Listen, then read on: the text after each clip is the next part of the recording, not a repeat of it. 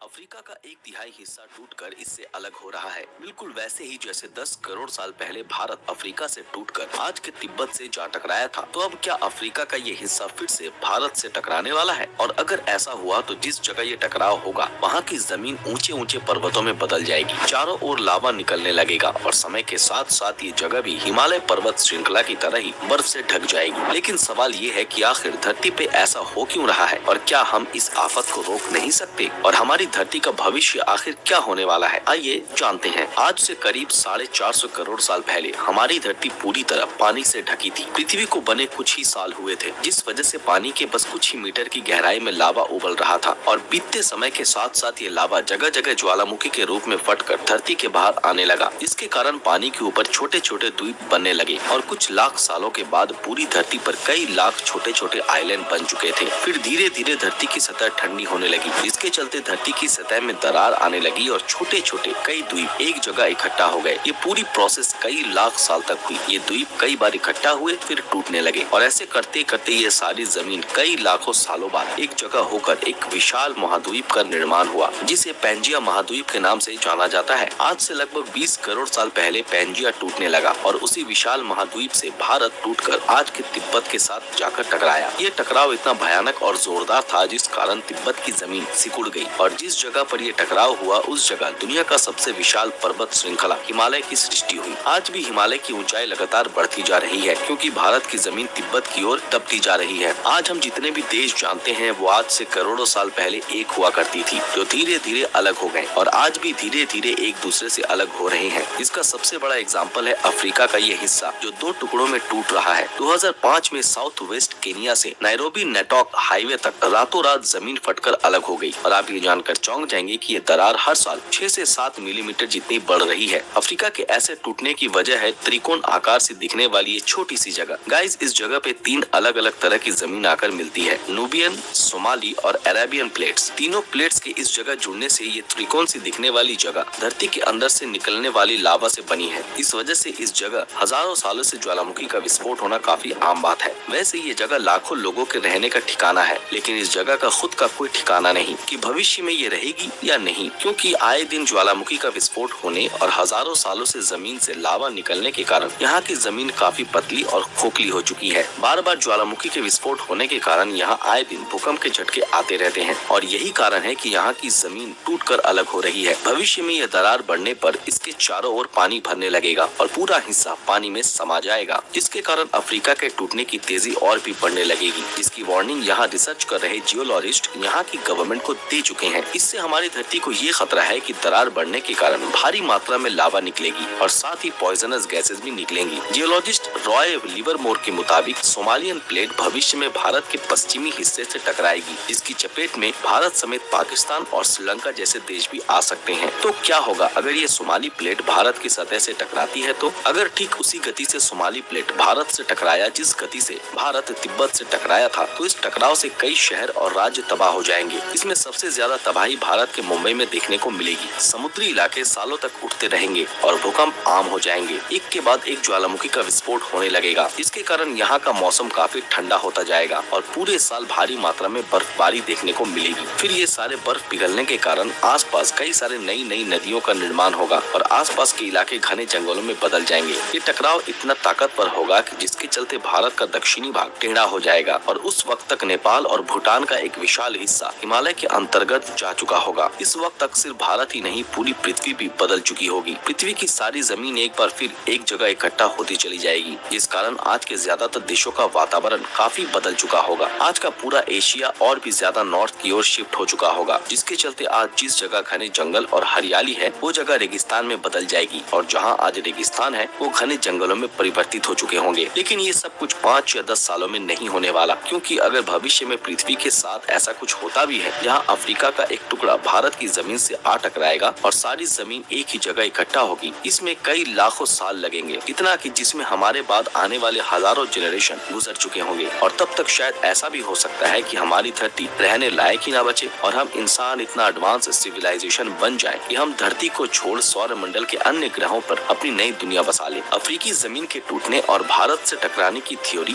Geologist Roy Livermore ने 1990 में दे दी थी, लेकिन कई वैज्ञानिकों ने कई और थ्योरी जानकारी भी दी है। इसके मुताबिक सोमाली प्लेट भारत से नहीं टकराने वाली, लेकिन ज्यादातर जियोलॉजिस्ट यही मानते हैं कि आने वाले भविष्य में धरती की ऊपरी सतह एक बार फिर एक दूसरे से जुड़ जाएगी और आज से करोड़ों साल बाद हमारी धरती पर पैंजिया जैसी ही एक महाद्वीप रह जाएगी। लेकिन ये सब देख पाने के लिए हम इंसान जिंदा रहेंगे क्या? भविष्य के इस धरती पर जीवन पनप सकेगा या हमारा नामो निशान ही मिट जाएगा? ये तो आने वाला वक्त ही बताएगा।